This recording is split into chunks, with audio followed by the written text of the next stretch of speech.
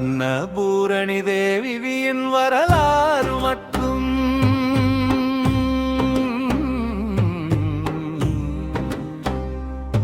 அவர் காசியில் நிலை பெற்ற கதை மிகவும் சுவாரஸ்யமானது. அன்னை பார்வதி தேவியின் ஒரு வடிவமாகும். இதோ அந்த புராண கதை. சிவனும் பார்வதியும் செய்த விவாதம். ஒரு முறை சிவபெருமானுக்கும்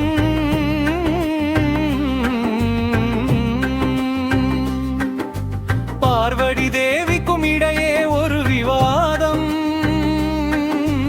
ஏற்பட்டது. சிவபெருமான் உலகில் உள்ள அனைத்தும் மாயை, உணவு உட்பட அனைத்தும் வெறும் மாயையே.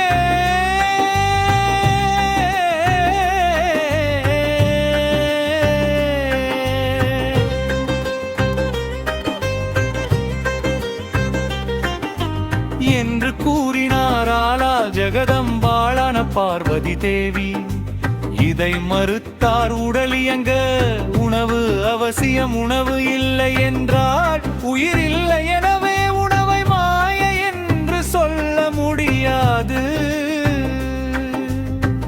என்று வாதிட்டார். மறைந்து போன உணவு பார்வதியின் திருவிளையாடு. தனது கருத்தை நிரூபிக்க பார்வதி தேவி உலகில் உள்ள அனைத்து உணவுகளையும் மறைத்து விட்டார்.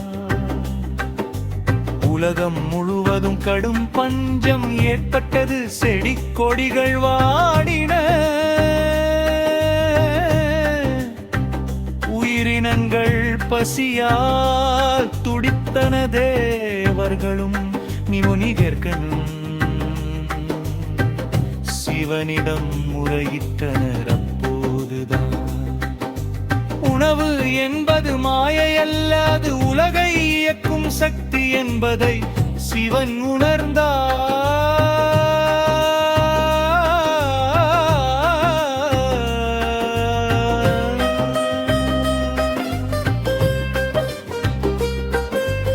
அன்னபூரணியின் அவதாரம்.